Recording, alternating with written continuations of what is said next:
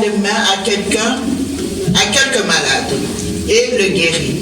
Et il s'étonnait de leur incrédulité. Amen. Amen. Seigneur Dieu, tu es bon, tu es merveilleux. Béni sois-tu pour ton amour, pour ta paix. Gloire et louange à toi, Dieu le Père, pour nous avoir donné cette agréable parole. J'ai la ferme conviction que maintenant, Seigneur, tu vas nous parler. Parce que tu es Dieu. Bénis ta servante qui nous a conduits dans la lecture sainte. J'ai ainsi prié au nom puissant de Jésus-Christ et nous disons Amen. Amen. Amen. Alléluia. Quelqu'un d'autre peut prendre aussi Jean 12, 35 à 36. Ou bien maman toujours continue. Et quelqu'un d'autre prend 1 Thessaloniciens 5, 3 à 6. Jean 12. Jean 12, 5 à 36. 1, 35 à 36. J'ai lu au nom du Christ.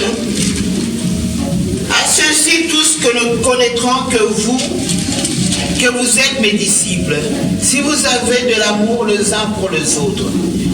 Simon-Pierre lui dit, Seigneur, où vas-tu? Jésus répondit, tu ne peux pas maintenant me suivre où je vais, mais tu me suivras plus tard. Amen. Amen. Amen. Et 1 Thessaloniciens 5, 3 à 6. 5, 3 à 6. Je lis au nom de notre Seigneur Jésus. Alléluia. Quand les hommes diront paix et sûreté, alors une venue soudaine les surprendra, comme les douleurs de l'enfantement surprennent la femme enceinte, et ils n'en échapperont point. Mais vous, frères, vous n'êtes pas dans les ténèbres, pour que ces jours vous surprennent comme un voleur. Vous êtes tous des enfants de la lumière et des enfants du jour. Nous ne sommes point de la nuit ni du ténèbre. Ne dormons donc point comme d'autres, mais veillons et soyons sombres. Jusqu'à 7 heures. À 6 ans, 6.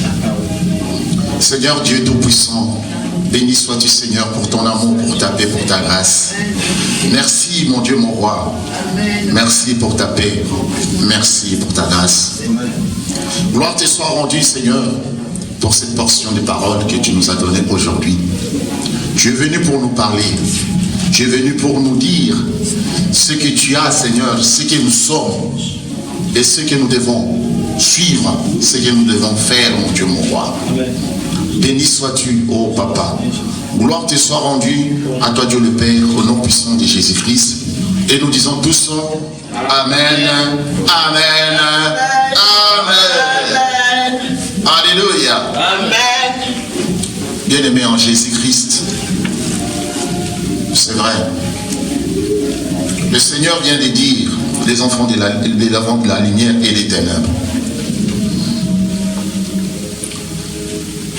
Parce que si on voit bien, comme Dieu a dit au commencement, mais j'aime ça dans le mot hébreu. Le mot hébreu, ça commence par B. Mais en français, on dit au commencement A. Et le B, à chaque fois que les Hébreux écrivaient, leurs lettres signifiaient quelque chose. Et dans cette consonne-là B, je sais, il y a un tiret qui prolonge pour dire seulement le commencement, mais il y avait aussi quelque chose avant. Et comme la Bible déclare, on va toujours. Quelqu'un peut me donner un amen? Amen. La Bible déclare, au commencement, la terre était informe. Donc, quelque part, il y avait quelque chose. Mais on dit, l'Esprit de Dieu mouvait. Et Dieu, c'est Dieu qui a pris la parole. La première fois qu'il a pris la parole en disant que la lumière soit. Alléluia. Amen. Donc, il y avait quelque chose. Il y a l'Esprit de Dieu qui mouvait. L'Esprit. Quand on parle d'Esprit, on ne sait pas s'il y a plusieurs esprits ou il n'y a qu'un seul esprit. Amen. Mais quand nous allons avancer, nous allons comprendre. Ézéchiel a dit à 25, essayons de décortiquer pour voir un peu, c'est ce qu'il va. Pour rentrer dans Jean 12 et 1 Thessaloniciens.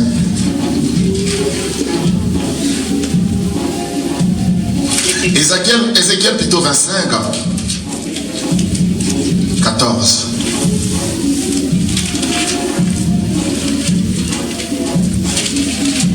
Ézéchiel 25, 14. Je lis la parole au nom de Christ dans le livre d'Ézéchiel, chapitre 25, verset 14. J'exercerai ma vengeance sur Édom par la main de mon peuple d'Israël. Il traitera Édom selon ma colère et ma fureur, et ils reconnaîtront ma vengeance, dit le Seigneur l'Éternel. Amen. Amen.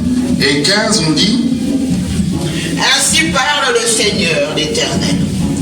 Parce que les Philistins se sont livrés à la vengeance, parce qu'ils se sont vengés. Non, c'est Exode 25. Exode 25. C'est pas Ézéchiel. Exode 25.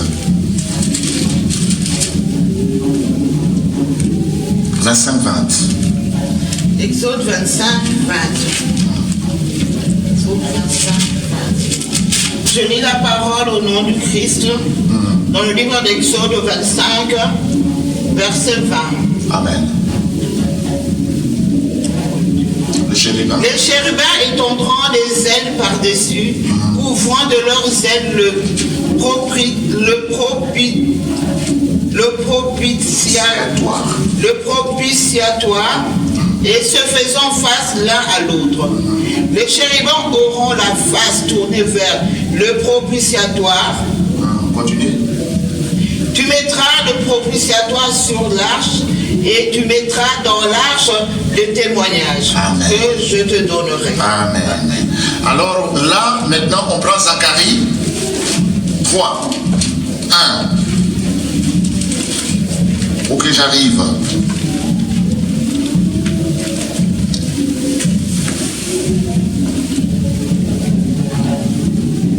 Je vais lire. Il me fit voir Josué, le souverain sacrificateur, debout devant l'ange de l'Éternel, et Satan qui se tenait à sa droite pour l'accuser. L'Éternel dit à Satan: quel Éternel, c'est des réprimes. Satan, quel Éternel te réprime, lui qui a choisi Jérusalem.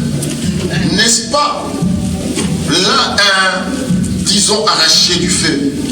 Or, Josué était couvert de vêtements sales et se tenait debout devant l'ange. L'ange prenait la parole et dit à ceux qui étaient devant lui: ôtez-lui le vêtement sale.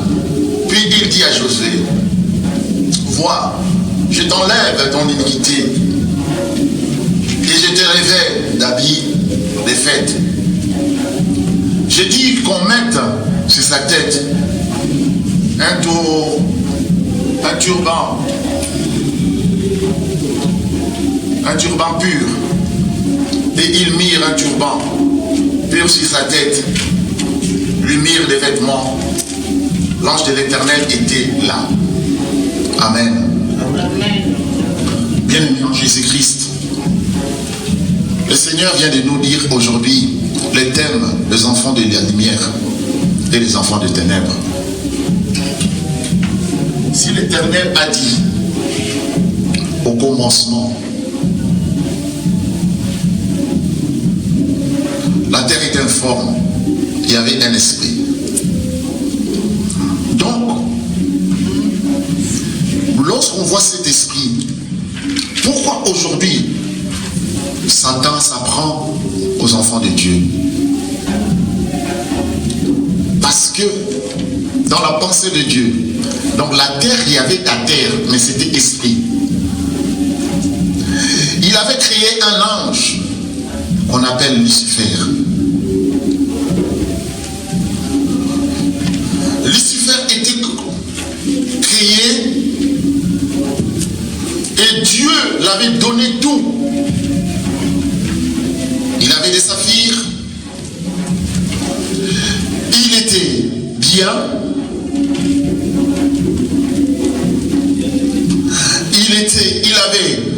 Il était couvert des instruments. Ils étaient couverts des pierres. Pourquoi Dieu lui avait donné tout cela? Parce que Dieu a voulu qu'il couronne et qu'il couvre sa gloire. C'est pourquoi ici on vient de lire dans Exode 25 comment Dieu avait fait l'arche, a dit, c'est la vision que l'homme de Dieu avait vue. Cette vision-là, comment créer l'arche et couvrir la gloire de Dieu. Alors, lorsque Dieu a dit, créons l'homme à notre image, il a mis la lumière. Lucifer était habitué. Alléluia. Amen. C'est lui qui éclairait. Parce qu'il était la lumière à ce moment-là. Lorsqu'il y avait obscurité, lorsqu'il n'y avait pas de lumière, c'est lui qui brillait. Alors, bien mon Jésus-Christ, lorsque Dieu a créé le monde, il a dit que la lumière soit. C'était bien. Tout était bien. Mais lorsqu'il a créé l'homme, là, le problème a commencé. C'était le problème de quoi? Tout simplement de domination. Ces mots-là. Lorsque Dieu a dit à l'homme, tu domineras sur tout, c'était le problème. Parce que Dieu a donné la puissance à l'homme de dominer ce qu'il lui a créé, que ce soit visible ou invisible. Quelqu'un me suit? Amen.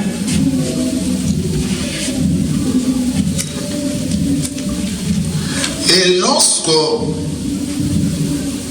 Lucifer s'est enorgueilli devant Dieu, il a trouvé que Dieu vraiment était en colère. Dieu l'a chassé. Il a dit, j'ai trouvé quelque part là où je peux faire tomber l'homme. Dieu a donné, plutôt l'ennemi, que Dieu commence à appeler Satan, parce qu'il avait tout perdu, est venu pour mettre la désobéissance. Donc la domination que Dieu a donnée à l'homme a été perdue parce que le mot quoi? Désobéissance. Et l'obéissance marche de pair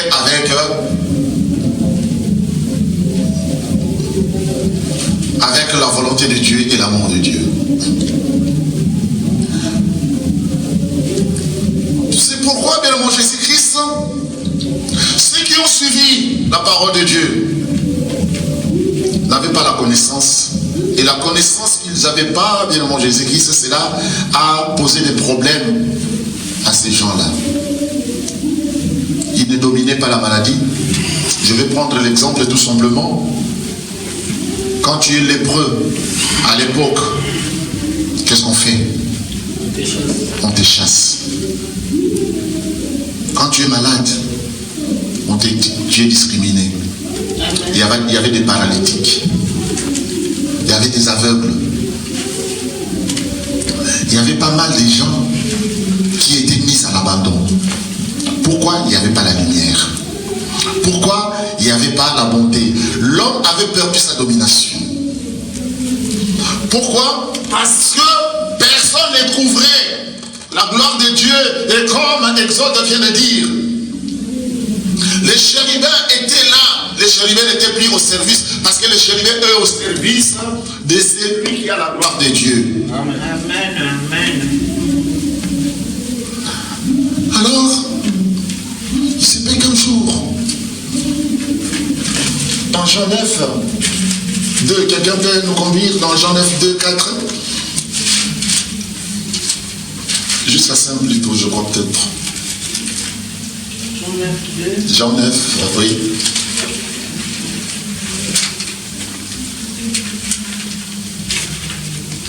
Jusqu'à 5. Jean 9, 2. Je lis la parole au nom de Christ dans l'évangile de Jean, chapitre 9, versets 2 à 5. Ses disciples lui posèrent cette question. Amen. Rabbi, qui a péché, cet homme ou ses parents pour qu'il soit né aveugle? Jésus répondit, ce n'est pas que lui ou ses parents aient péché, mais c'est afin que les œuvres de Dieu soient manifestées en lui. Il faut que je fasse, tandis qu'il est jour, les œuvres de celui qui m'a envoyé. La nuit vient où personne ne peut travailler. Pendant que je suis dans le monde, je suis la lumière du monde. Alléluia. Je suis qui? La lumière du monde. Et 1 Thessaloniciens, on venait de lire, donc on va venir. La gloire de Dieu est découverte. La gloire de Dieu, lorsqu'on est enfant des ténèbres, fait du mal aux autres. Lorsqu'on est enfant des ténèbres, on ne comprend pas. On peut parler de la parole de Dieu. On peut étudier la parole de Dieu. On peut être dans la religion, mais sans pour autant comprendre la parole, sans pour autant vivre la parole. C'est pourquoi les disciples ont demandé qui a péché, cet homme ou ses parents, pour qu'il soit né aveugle. Alléluia. Donc il y avait la condamnation, il n'y avait pas de domination. Il y avait l'abomination, il n'y avait pas le pardon. Il y avait l'exigence, il n'y avait pas la grâce. Donc il y a eu controverse entre le pharisien et ceux qui suivaient la parole de Dieu. Et ceux qui étaient fidèles à Christ. Parce que tous on suivait la parole de Dieu. Mais fidèle à Christ, c'est autre. Alors, bien aimé Jésus-Christ, il fallait que Jésus-Christ s'associe, rentre dans la vie. Rentre dans la vie de cette personne. Alléluia. Il fallait que Jésus-Christ vienne dans la vie de cette personne. Parce qu'il a été condamné, qui a péché. Ses parents, c'est une possibilité. C'est lui, c'est une possibilité. Mais si c'est lui, parce que puisqu'il est né comme ça, donc on ne peut pas pécher dans le ventre de maman. Alléluia.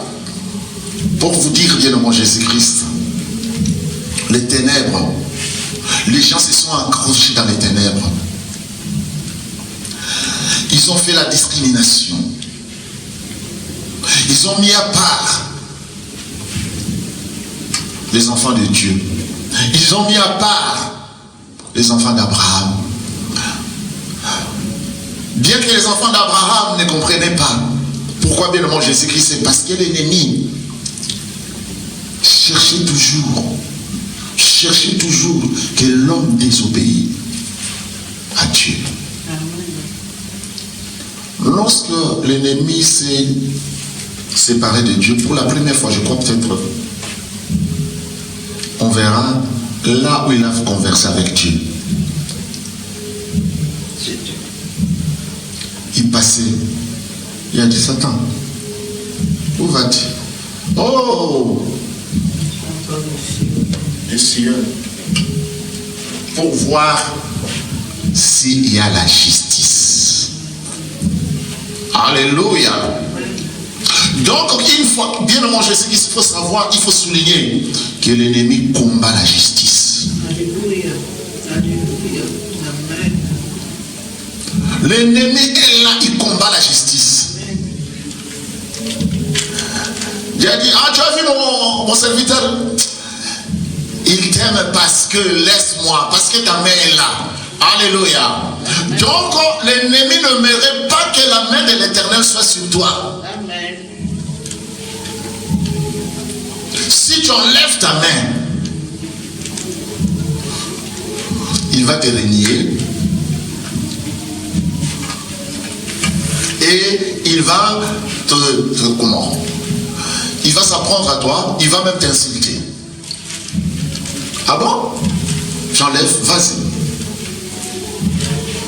Qu'est-ce que l'ennemi a cherché? Il a cherché tout simplement que Job désobéit à Dieu. Que la justice de Dieu s'enlève. Mais jusqu'à la fin, alléluia, Amen. Job n'a pas désobéi. Alléluia. Job tout simplement, qu'est-ce qu'il a dit? Il a repris sa naissance. Pourquoi j'étais né? Alléluia. Pourquoi vous vous faites du mal, bien-aimé Jésus-Christ? C'est pourquoi on a hérité cela. Devant le miroir, tu seras là devant le miroir. Il y aurait toujours quelque chose à te dire. Ah mais Dieu, pourquoi pas mon visage? Pourquoi pas j'étais ainsi? Il y a des gens qui font du mal. C'est pourquoi je viens de dire à quelqu'un aujourd'hui, quand tu fais du péché, tu te fais du mal. Parce que tu n'avais pas aimé pourquoi tu étais né.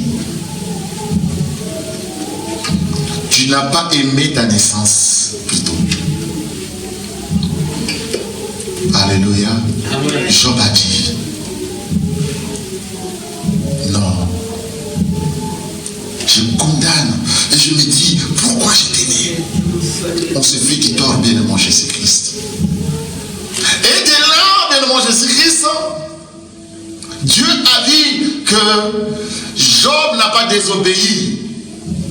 Job était toujours fidèle. Nous connaissons l'histoire. Dieu l'a restitué tout. Alléluia. Et il est parti encore, Zacharie a vu comment Job a cherché les sacrificateurs, les grands prêtres. Le grand prêtre, bien-aimé Jésus-Christ, ce n'était pas un homme simple, Josué. C'est le grand prêtre. Mais l'ennemi est allé même le réprimer pour chercher quoi? Qu'il désobéit au Seigneur. Mais c'est l'ange qui était là, l'ange qui couvre la gloire de Dieu. Alléluia. Amen. Et l'autre ici, bien-aimé Jésus-Christ, était malade. C'est pourquoi Dieu avait dit, comme j'avais fait ce monde-là, le premier monde spirituel, qui n'était pas vraiment dans mes pensées, et il a renouvelé le monde qu'il a mis l'homme. Et ce monde-là était l'homme qui était Adam, malgré qu'il a désobéi.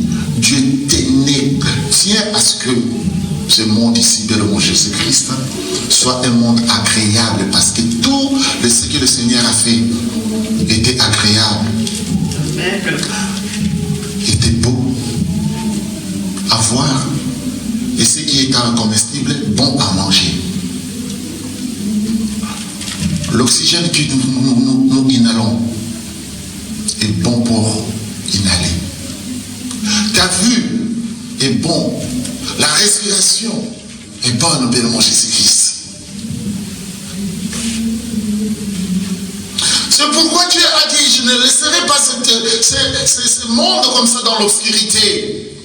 Et c'est pourquoi le Seigneur a dit, pendant que je suis dans le monde, amen, je suis la lumière du monde. Alléluia.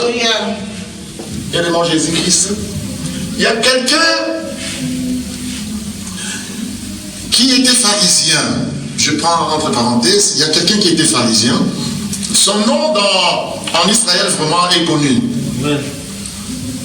Son nom, c'est après, vraiment, il est né après Jésus-Christ, 37 ans.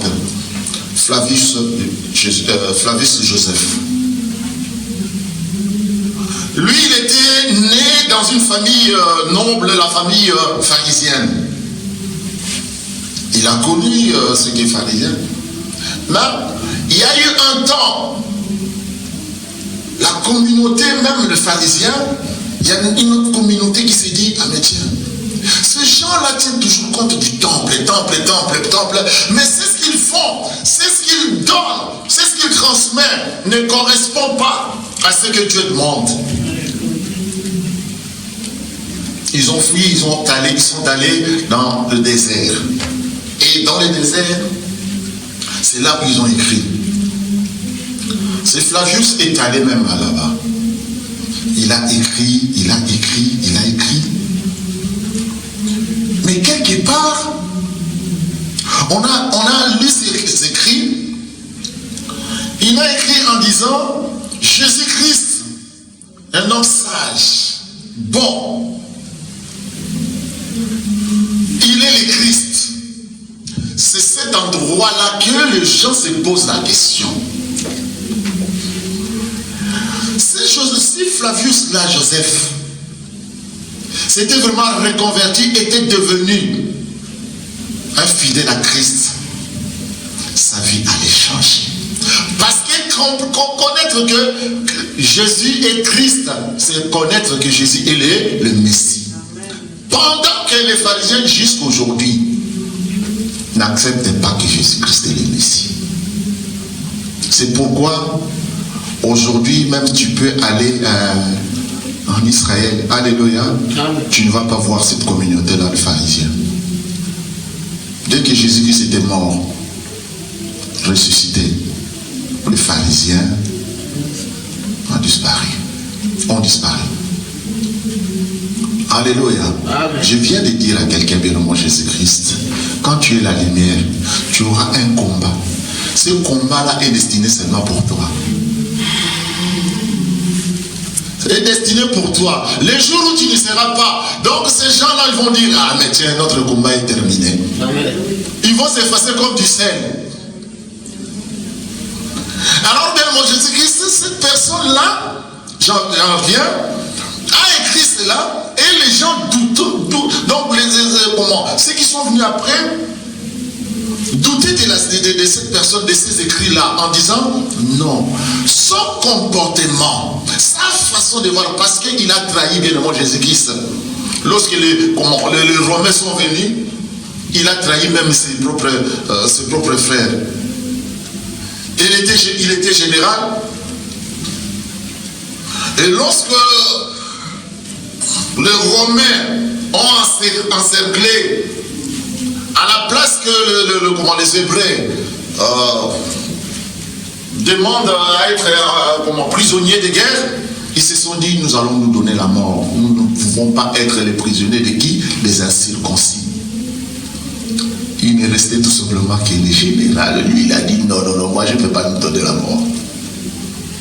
Il est allé, il a changé. Et les jours, il y a une autre guerre, bien mon Jésus, il s'est allié avec les étrangers. Et les gens se posent la question, c'est lui qui connaît Messie, le Christ dans sa vie.